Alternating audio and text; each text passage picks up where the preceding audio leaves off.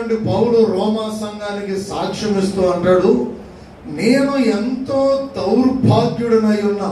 ఎప్పుడు యేసు క్రీస్తును నా రక్షకునిగా నేను అంగీకరించక మునుపు నేను దేవుని బిడ్డగానే జీవించాను. ఎలా జీవించాడు? మనస్సు విషయంలోనేమో దైవ నియమమును, శరీర విషయంలోనేమో పాప నియమం. అంటే రెండు కూడా ఆయనను ఏలుబడి చేసినాయి. ఈ దినాల్లో యేసు క్రీస్తును ఎరుగని ప్రతివాడు కూడా, వాడు ఎంత భక్తిపరుడైనా సరే ఇది ఇలాగే బ్రతుకుతాడు.